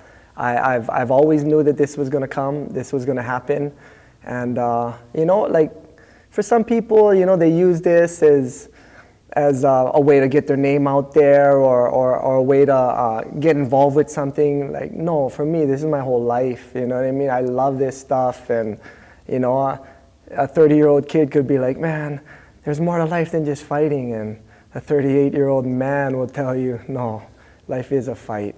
You know, this is what it's about. That's awesome, man. Well, on the way back, I mean, what's it been like for you? You know, feeling the 38-year-old body in the gym and that sort of thing. I mean, what's it been like for you? I wonder, because I got to get careful. I forget my age. You know, I don't know. I feel fine. I mean, if you know, me and Perillo were just talking about it. Like, you walk into a club and you think you're 22 with all these guys, and you got to remember, no, you're the bald guy in the corner over there hanging out. You know, so it's exciting, and it's I'm glad I'm here. Very cool. Talk about where you did your training, because we watched the Countdown show the other day. I saw some footage of Jackson's, but I heard maybe that was older footage. I mean, where did all your training take place? For what, this whole year, or? Just for this fight particularly. For this fight, yeah. A lot of the training took place in California. Me and Jason Perillo did go over to Greg Jackson's and make sure everybody got the same game plan, because we're all in this together, you know what I mean? Camaraderie, keep everybody upbeat, and you know, when you ask, you know, what is camaraderie? It's everybody who's in this with me. You know what I mean? So we're all in this together, but we ended up in California, and it was good. What really happened was we started, because Perillo would always talk to me. He'd be like, and always physical or whatever, but he would always remind me, this is an emotional game. This is all about, you know, a lot of people say, oh, it's all mental and this and that, and of course mental is emotional, and that's what we really trained a lot, you know, and we really put some stuff. I mean, techniques, they're always here and there, but at that top level, you know, the great coaches, they're sports psychologists at that point, and yeah, we ended up doing a lot of training in California, did some in Albuquerque, and here we are today. It's funny because, I mean, as much as you accomplished and everything that you've done, it sounds like you're still learning. Like, you still feel like a student. Oh man, if I'm not a student, then you know, once you think you know everything, you know nothing type of thing. And yeah, this is never ending. I mean, they were just telling me that Meryl Streep was saying, like, this isn't an art or whatever, and you know, just look at it, it says mixed martial arts, but it is. It's just a never-ending thing, and you just always get better. Yeah. The last time out obviously was a tough one for you. I mean, it was an emotional night as well. What lessons did you take out of that? Because I know that, you know, a lot of people, when they talk about that fight, they say, that wasn't BJ Penn, man. That's not what I saw in there. So what happened that night, and what lessons did you take out of that you changed for this time around? You know what? Throughout my whole career, you know, all the mistakes I made, and if you would ask me, like, why? Why'd you do that? Why did that happen? And it's so strange, because I sit here and I would say, I don't know. I don't know why that happened. I don't know why I did that. I don't know why I did this, you know. I don't know, but I know how to fix it. I know how to fix it easy. We've been in this game so long, you know, sometimes it takes some remembering, sometimes it takes some new things, but it's yeah, it's a strange world we live in, man. They came to you with the name Yair Rodriguez. I wonder, first of all, I mean, did you know the guy? I mean, obviously he started way after you. I think he was 9 years old when you started fighting. I mean, were you aware of who he was when they came to you with the name? No, I wasn't aware at all. And then people were like, oh, yeah, because you know what? One of the guys were telling me, like, oh, Yair and his manager, you know, they're trying to push for this fight, and they really want to fight you and this and that. And he worked out with you in the gym, and they're really pushing for this fight. And I was like, okay, whatever. And then the UFC called me, and they're like, oh, you want to fight Yair Rodriguez and this and that. And the fight ended up getting put together. And I just, you know, I think the manager made a big mistake for Yair. The manager just didn't look. He probably thought, oh, BJ's done. He's a big name. But he didn't look back in history. Like, whenever I get embarrassed or whenever I lose bad, I come back 10 times stronger every single time. And I think the manager is going to have to be sitting there now and think like, oh yeah, I really did a bad move for this kid's career. interesting, man. You guys did, I think, cross paths briefly at Jackson's, but I think he said it was just like a day or something. So you didn't really get a chance to feel him out much. No, I never worked out with him. We might have did some technique, but we've never worked out, went live or anything. And I just really think he's jumping ahead of himself. And you know, when I was 23, 24, I wasn't like, oh, give me Hoist Gracie, give me this guy, give me that guy. I went and worked my way up and did it like everybody else, you know. But today it's a different type of breed of person in the sport. And oh, I want to fight this guy, I want to fight this money fight, I want to fight this money fight. And I just look and I just laugh, you know, like, oh, look at all this entitlement type of guys. And it's just like, whatever, you know. Let's see what happens. Let's see if this really is the right choice for you. See if you made the right choice, kid. That's awesome, man. It sounds like you're in a good place, man. I mean, I guess we got to get through Sunday and figure out, but I mean, are you looking at this as like, you know, one fight at a time and kind of evaluate it? Do you feel like you're all in, you know, kind of back in the game now? No, 100%. I'm all in. We're going for the 145-pound title, and when we get that title, then I'll sit down with my friends, family, trainers, sit down and talk about what's next, you know, talk about the future. A man's mind changes from time to time. But 100%, we're going to go get that belt first. Very cool. I think fans are definitely happy to have you back in the mix. Of course, as I said, you are a legend. How do you see this thing going down? I mean, you know, I think you know all the question marks around you. You're the one where like, you know, what's it going to look like? How's he going to come out? What's it going to be? So how do you see this thing playing out? It's going to look like a professional versus an amateur. And really, he doesn't understand the type of experience I have and the type of like, I'm not here to shake your hand, be nice to you, don't look at me and smile at me. I've been in thousands of fist fights, well, hundreds, you know, and where we're mad at each other, where we like each other, all that stuff, it doesn't matter to me, you know. So this is, I mean, I don't know, I just saw him earlier, I mean, it looked like he wanted to shake my hand. Why are you trying to shake my hand? I want to punch you in your face, you know what I mean? So this is just a different kind of thing, and this isn't fun, you know what I mean? If he's gonna sit there and tell me this is, oh, I like this because this is fun, yeah, let's see how fun it is when you're waking up. Really, this isn't fun, this is serious shit.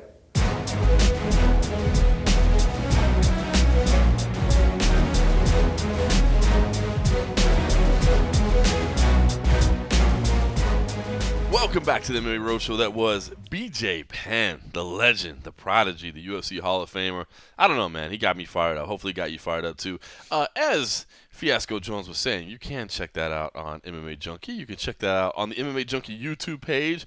We don't really advertise the YouTube page a lot, but we're putting the full interviews that we do over there. So if you ever want to check them out, we're putting them all there. Wow, cold coffee coming strong over there. You're going to throw him in the bus. That could have been Fiasco. We can start over. No, listen. You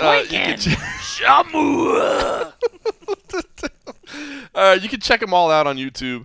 We'll have the full interviews there because our bosses at USA Today like us to have shorter videos on MMAjunkie. So we put shorter videos on MMAjunkie, but I think people like to watch the full interviews too. And not you know, that I'm doing anything good, but they want, you know, dude, if you can get 8 minutes of BJ Penn, don't you want to watch 8 minutes of BJ Penn versus like 90 seconds? Come on, of course you do. Especially when he reveals the golden ticket numbers. Damn right. Right in the middle. You're damn right. All right, at the end. You should watch all the way to the end. No, it's funny. Yeah, in YouTube, by the way, YouTube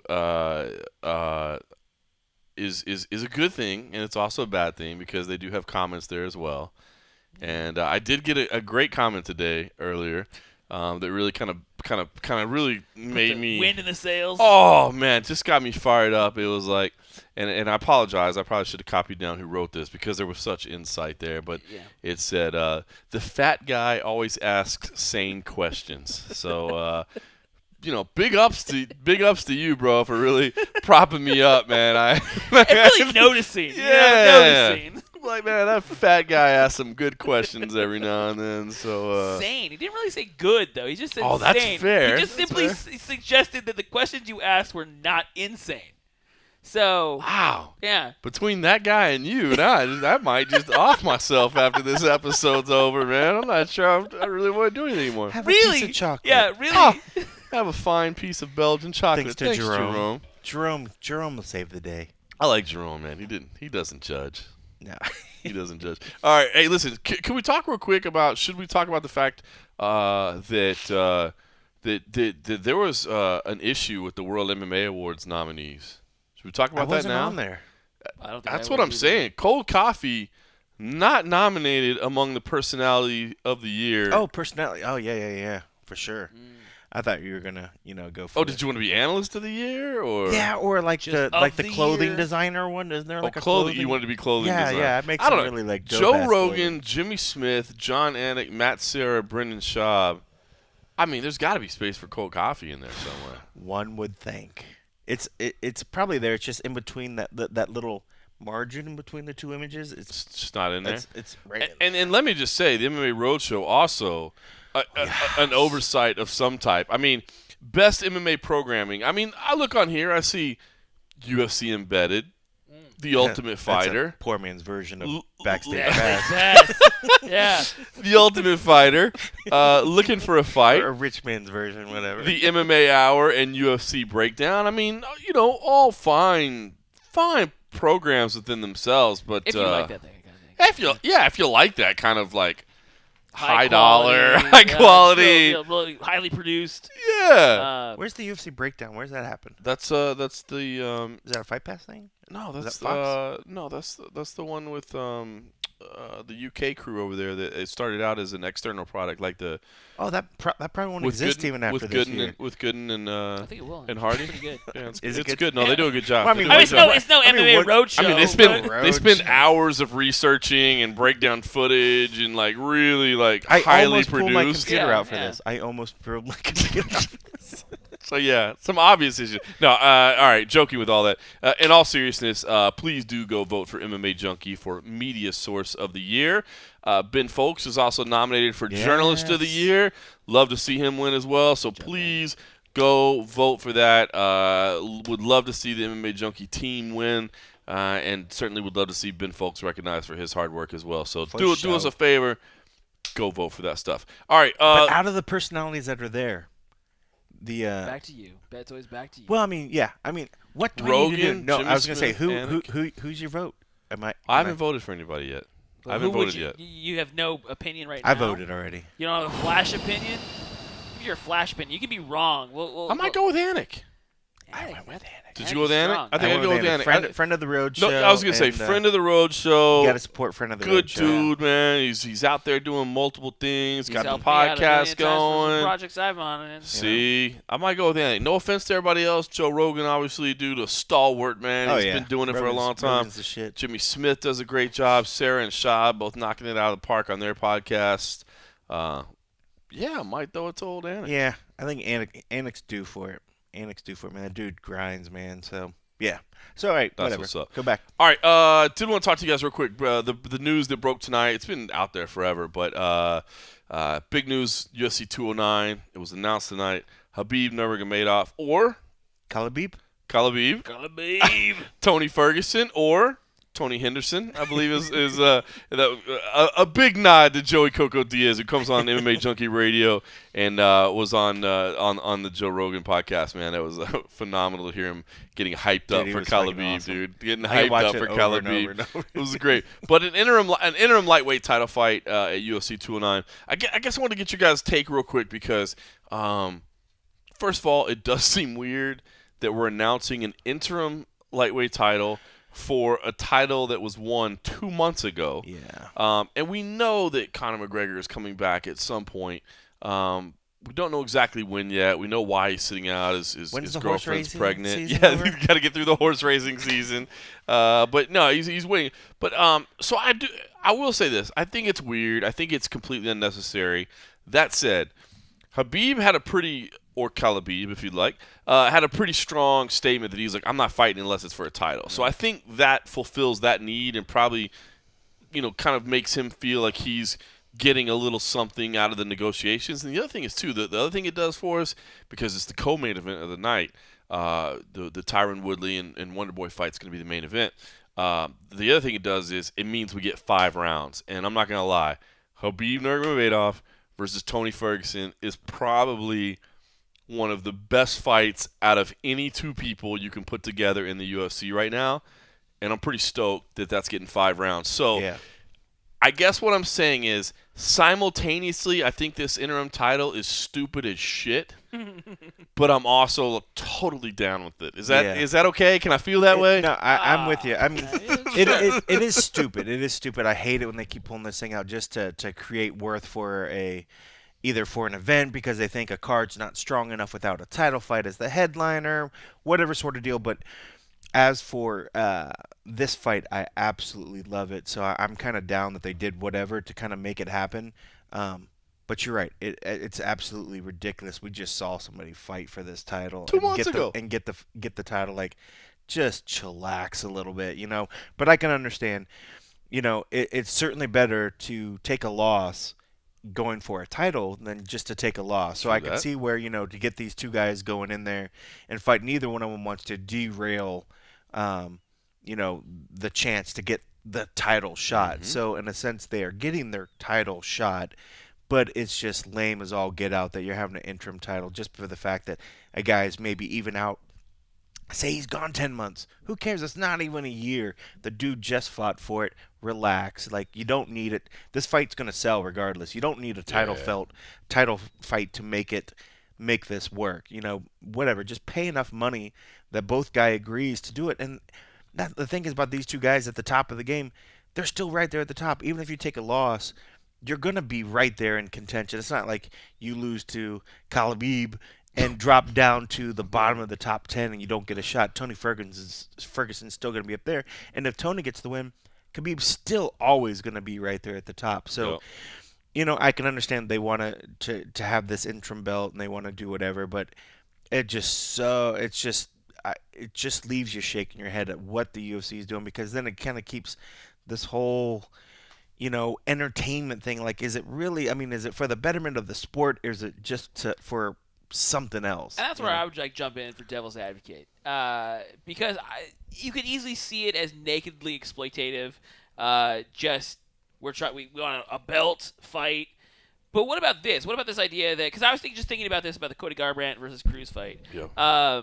We were talking about this earlier in the day, that my friends who are casual MMA fans, they saw that fight. They probably thought it was amazing. Right. And for a lot of reasons, mostly because, you know, that interplay.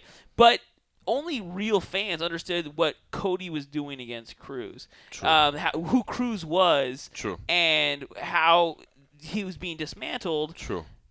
How meaningful that was. True. And that's why I kind of circle back to this idea that, like, if you give someone put gold on the line, the casuals then become like, well, this is important. That's interesting. And then you get eyes on this fight against two fighters that deserve eyes. They deserve eyes. And it's a fight. You're essentially signaling to the casuals, hey, these guys deserve your money. They deserve your attention. And I mean, tell me that, like, any of your casual fans you know what, man? Ferguson or I Khabib. honestly hadn't thought about it from that point of view, but what you're saying is right, because you're right. Like, I just got through telling you that I think this is the best fight you can make between two people right now. Like, I'm as pumped for this fight as any other fight that's booked right now. I mean, I mean that. I mean, these two dudes are beasts. Stylistically, it's going to be fun. But you're right. I mean, like, just saying, okay, this is our 3-round co-main event probably won't pump people up. No. But you know But what? it should be a main event. We have fights. I great bet fights. I bet ESPN will cover this. You know what I Right. mean? I bet, like you said, it will reach that casual people because it has gold on the line. So even though it still seems like a But ridiculous, won't the casuals be like, what's an interim title? Why isn't an interim title? Yeah, well, Where's the title? No, because the casuals. Oh, isn't that Connor? because Connor's going to box Floyd Mayweather. You know, so isn't while that he's Connor's boxing Floyd group? Mayweather, you need What What to win happened the to title. Connor? Did Connor lose his belt?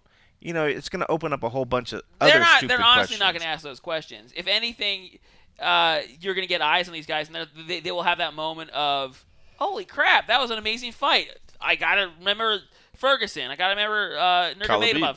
Khabib. I got to remember Khabib.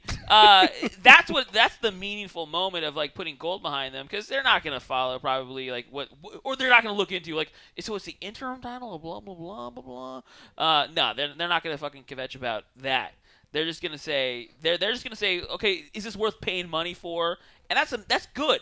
That is good. You want people to pay for the pay-per-view. You want people to pay for It's an tickets. interesting take. That's a company take. It is a company take, but it's fair. I'm just I mean, kidding. no, that's definitely a UFC employee take. But I think it's a valid take, though. But I think it's valid. Yeah, I think it's valid. If you're a fan of MMA, you need exposure for this sport. You can't.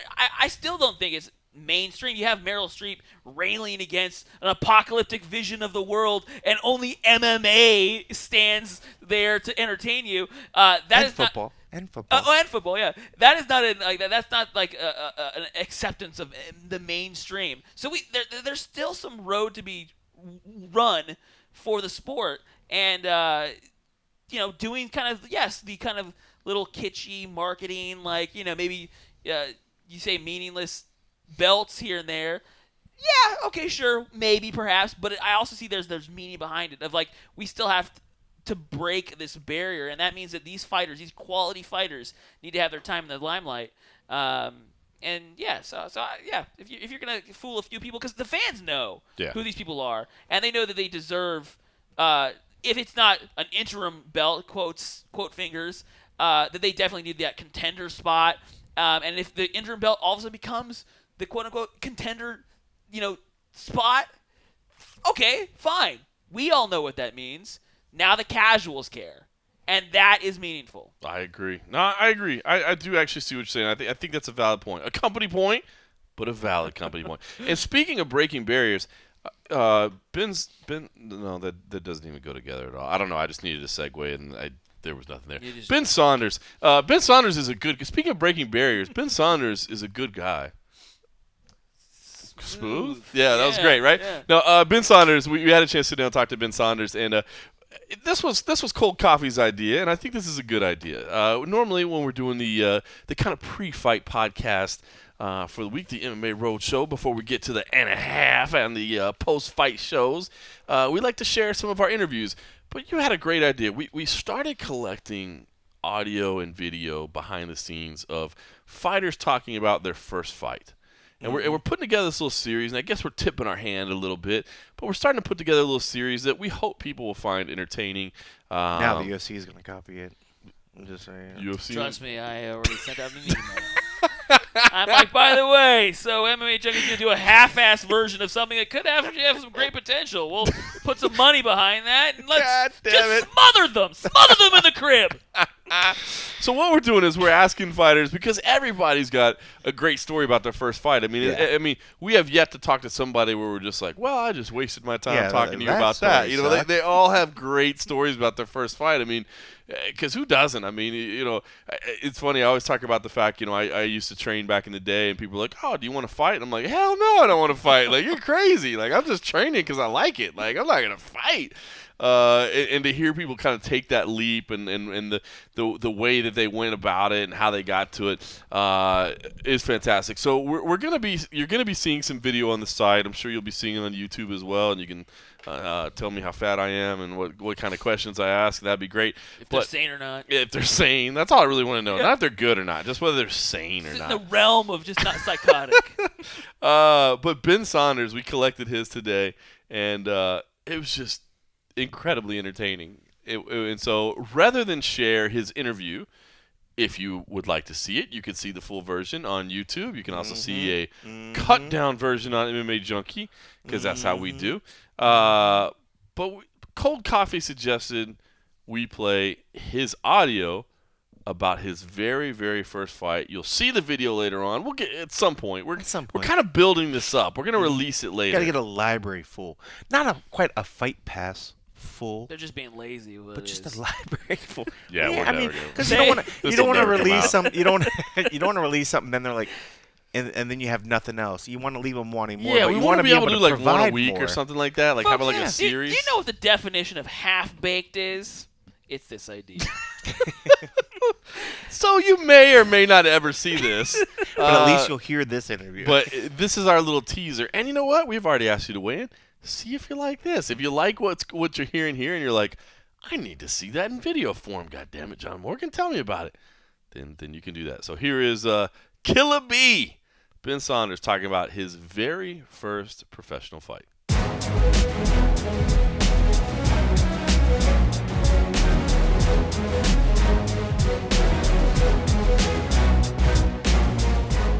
This will be your 30th professional fight. think back to your first one. Set the scene. Where was it? What was the matchup? How did it go? Tell me about your very first professional fight. Oh, man. First of all, shout out to Dan Lambert. Yeah. AFC Absolute Fighting Championship. Before, like, there was really no real major events of MMA going on, and Dan Lambert, man, he just upfronted the money. He loved the sport so much that he created his own promotion in the Absolute Fighting Championship.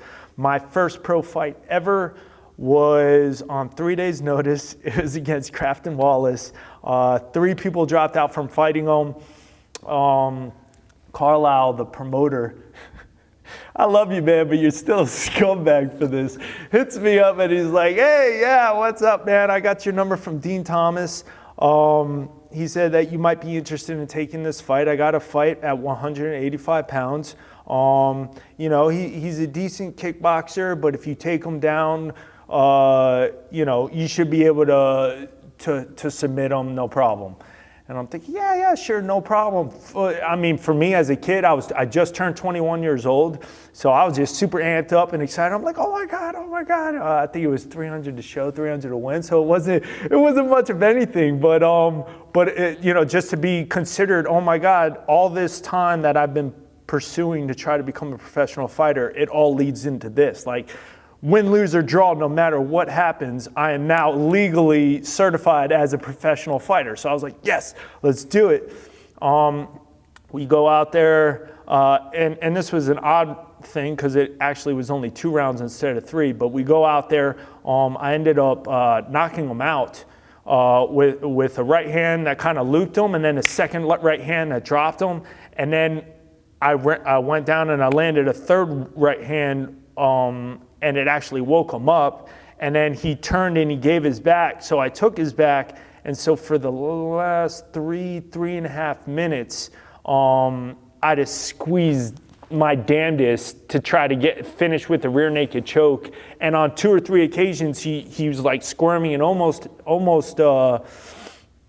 probably going to go out or tap out, but he was tough as hell and never did. And anybody that knows anything about the game in this, once you squeeze and all the lactic acid builds up in your arms and there's nothing afterwards, the person that you were squeezing against, unless you literally were cutting off probably oxygen for long periods of time, they're going to go into the next round feeling like $1 million.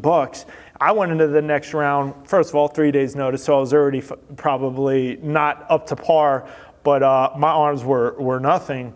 And that's where I got to see really, you know, if I was a fighter and what kind of heart I had, because second round I had absolutely nothing in me, and we just still went. I mean, he got the better of this stand-up, and at one point on the ground punched me, and I thought he knocked my front teeth out.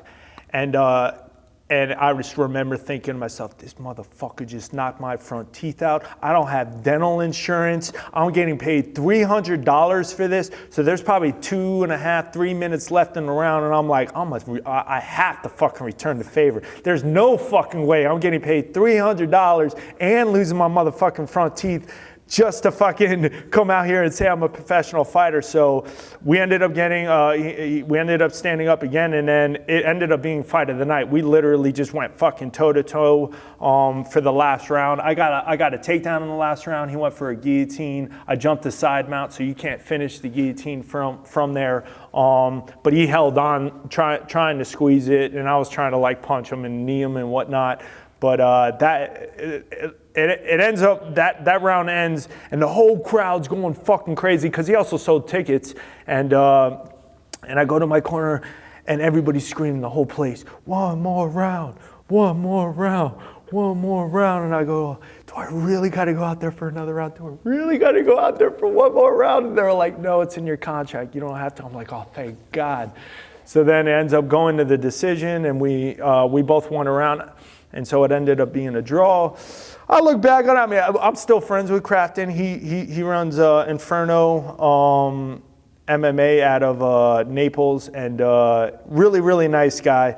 But in my head, I under the judging criteria, I thought I would have got a 10-8 round for the knockdown, near knockout, and then the back control and near chokeout.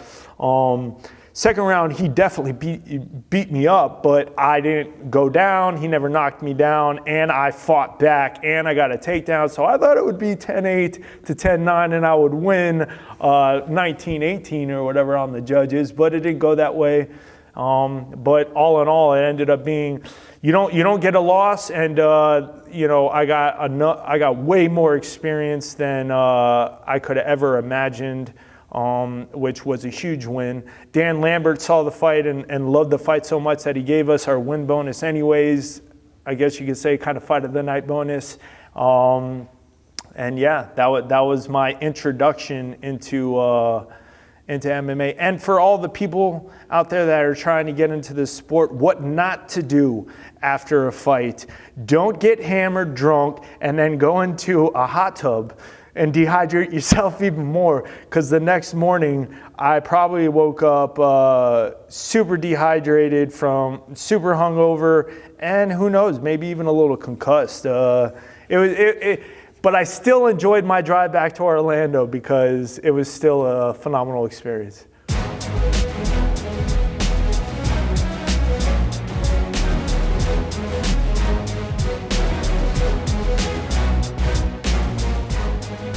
Welcome back to the MMA Roadshow. That was Killer B, Ben Saunders, talking about his first fight.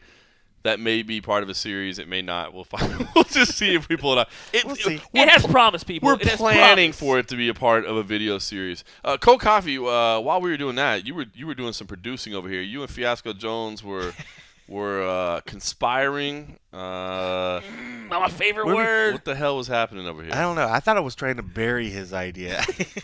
But Fiasco Jones, I'd love to have him more of like a repeat offender from time to time. I don't know if people could take the greatness every week. That's but what Las Vegas County calls me, a repeat offender. from time to time to have It's not even a county. It's Clark County.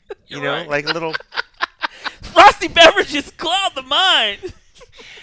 something like a little Fiasco Jones freakish thoughts in the corner. He called it Freakish something else. thoughts, conspiracy corner. Well, It's alliteration. I mean, like freakish thoughts, Well, freaky deaky thoughts. freaky deakies. Freaky deakies. Fiasco's freaky deakies. What we're gonna name. Yeah, we'll work. It's a working title. It's a working. All right. So title. are we ready to launch that tonight? Yeah. So here, I have a question for the two of you. All right. It only works really with if you ask the question. Do you two remember back in the day reading a series or ever being familiar with a series of children's books featuring bears, a bear family? Yes. Tell me the name. What was the name of the? I only know the story. I don't know where they see. I was just gonna say Goldilocks and the Three Bears. No. I guess does the name Bernstein Bears? Berenstein. yeah. Berenstein Bears, right? Was it Berenstein or Bernstein? Berenstein. I think it's Berenstein. Yeah. Well, you'll be fine. Have we just screwed the whole No, premise? you haven't. Well, you're part of a division of people who Okay. remember. Like, for instance, I remember. I don't remember anything about the story. I couldn't tell you, but I do remember the name. Now that you said it, yeah, it's Berenstein bringing Bears. it back. It's bringing it Right. back. You can kind of conjure up with the images. So there is actually a divide of people that remember the Bernstein Bears, like I do, and other people that believe that there's the Berenstein Bears. Is that right? Yeah. And if you delve deep into the world of the truth, You'll find out that people like you are wrong. you'll find out So that what did you call it? Bernstein Bears. No, it's totally not right. Uh, Here's the picture. It's Berenstein, but it's actually Berenstain Bears. actually, it's Bernstein or Berenstain. And that's the thing. Was it Berenstain or Berenstain? Is this like a tomato or tomato thing? No, it's your recollection of your memory. Do you remember the Berenstain Okay, Bears? so Bernstein didn't exist. Bernstein is not a thing. Oh, okay, yeah, okay. Now I get it. See, it's freaky deaky moments. Freaky deaky. It's free flow, people. The truth is it's amorphous. I remember Berenstain Bears. Berenstain Bears. I thought Berenstain. it was Berenstein, but I guess it's Berenstain Bears. Berenstain. Now, so Kenny accepts whatever is placed in front of him. He doesn't remember. He doesn't accept his memory, his childhood memory. And some people are Well, basically at least saying, it's a lot closer than Bernstein. well, yes. But either way, the conspiracy is that the difference is evidence that we have actually there's been some manipulation of our timelines, and that there was a change back God knows when. Like we're talking like aliens? No, like I don't know, Changed time it? travel or something like that, and that there was a change, and one of the only evidence is our memories that some people remember the Berenstain Bears, and other people remember the Berenstain Bears. Are you saying that the Berenstain Bears are the key to understanding the space-time continuum? Of someone messing with the time-space continuum. I mean, I that's just what I have been reading, and obviously I got. And the you want this Bernstein to be a repeat segment, Cole? No, this was Fiasco Jones' final Next time it's freaky gonna be like- deaky moment. Be like, I can guarantee you, there's a better chance of my first fight becoming a series than there is of this fucking I segment. didn't have any time to prepare. I He's just like- found out about this a second He's ago. like, I just went. I did winged you call it ketchup or cat soup? And that is evidence. And now, as I'm doing searches, because of course everything you read on the web is true. It's the truth. The authors are Stan and Jan Berenstain, but right below it, and I'm not going to click on the link because I feel like Fiasco's face is going to pop up. It says this crazy conspiracy theory about the Berenstain Bears will make Oh you my god. ...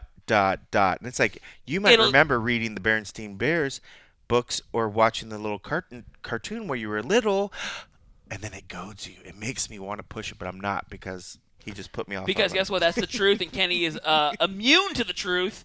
I would urge all Roadshow listeners to investigate, because honestly, you probably couldn't hear the snaps because these are great, great mics. Ah, What Fiasco perfect Jones. way to end. What a fantastic appearance from Fiasco Jones this night. There really is nothing else to be said. Well, at we this do need moment. to say that eventually, when he does come back, and we're rounding that number, he will tell the the greatest story ever told. that's ever been told. It's not. Don't we have nearly to? as Don't good we as have the to mask Berenstain his Bears voice, fiasco. or are we supposed to act like it's not him, or no, that's okay? I'll just Yeah. say it everything like like in that. Yeah. No. Okay. No. No. Nah, I could come up with a better one. Okay. All right, John Morgan, Cold Coffee, Fiasco Jones. Thanks for listening. You're cut off. You can tell me if you need a Shimoda. It's just coming in there. You It's on tape. I could just cut and paste. know. But I mean, they're all fresh. I mean, that's They're all- editing. Yeah. Some people can't quite edit like others. Like, I don't know how to stop it there. Like, there were other people talking within seconds. It was nuts. All right, we're good. Are we still doing this? Are we done yet? Almost. We got like 2 more hours, buddy. We only have so many Skittles left. I didn't have any Skittles. That's Because huge. Skittle monster. I have to go downstairs to Still got to Uber away. Oh, that's like 10 minutes. look at the couch, bruh. Oh yeah, it is comfy over there. That's true. That's true. I don't have my sleep mask though, so I'll keep you up. You ain't gonna keep me up, trust me. It'd be me keeping everybody else up. All right, good. Yeah. All right. I don't want to die like the rest of you people. Rolling already. Wow, you Just people. throws it back in there. Yeah, we're good. Good. All right. Wow, I feel like Am I good? Am I good? All right. Can you hear my breathing? I feel like I'm really over breathing. If you want to, you can bring it down a little bit, and I'll still pick you up a little bit. No, test. Wow, Yeah. your voice. You're the, Test. Can you hear? Kenny. I can put pillows over my ears and stuff. all right. We're all set.